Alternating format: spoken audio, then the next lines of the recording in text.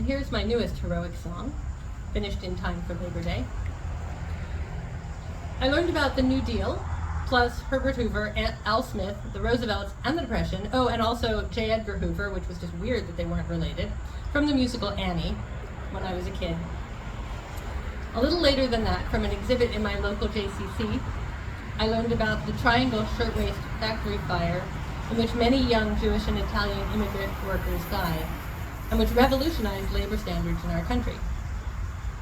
As for the woman who tied them together, I learned about Labor Secretary Frances Perkins and her decades of work and advocacy much more recently from the many letters of political historian Heather Cox Richardson.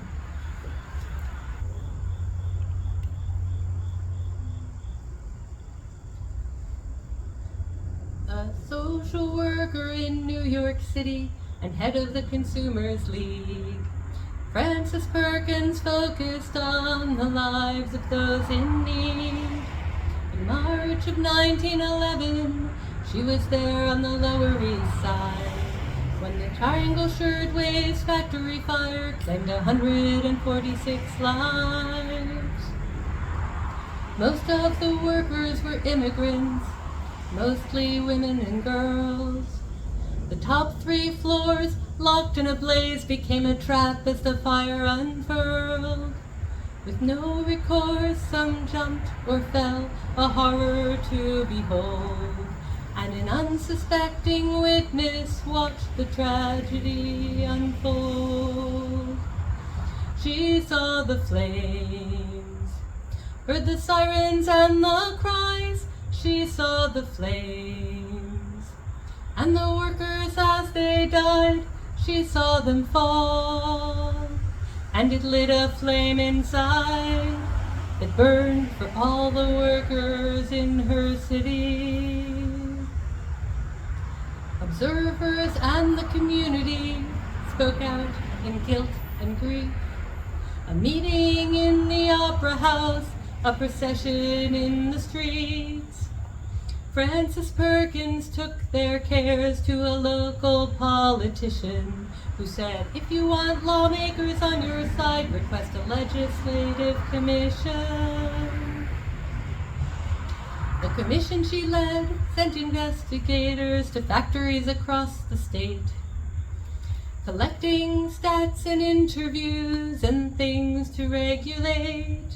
Their reports recommended massive change, worker safety, and so much more.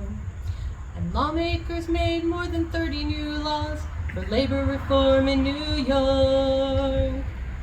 She saw the flames, heard the sirens and the cries. She saw the flames, and the workers as they died. She saw them fall, and it lit a flame inside that burned for all the workers statewide. Now Frances Perkins kept her labor focus and continued to raise the bar. Under New York governors Al Smith and FDR, when Roosevelt invited her to Washington, D.C., she countered with her list of plans if she were to agree. Security for young and old, max hours, minimum wage, and other grand reforms she planned to set forth on the national stage. Well, he agreed to back her goals and she agreed to his appeal. And thus we gained fair labor standards, Social Security, and the New Deal.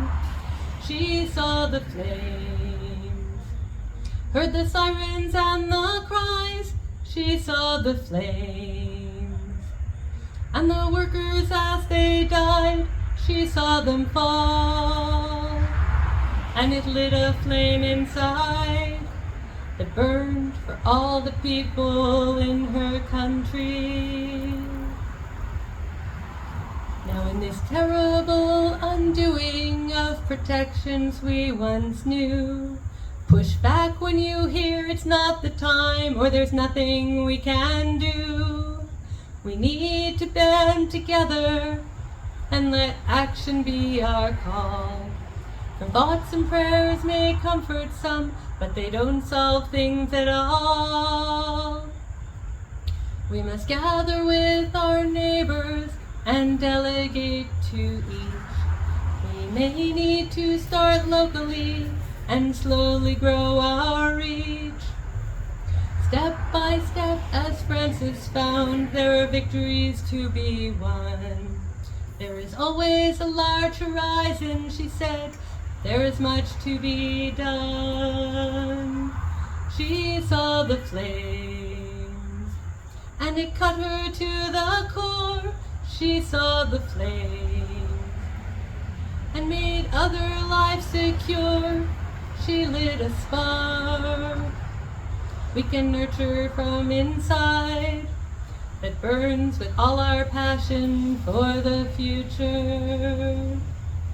We see the flames as new tragedies unfold. We see the flames that we don't know how to hold.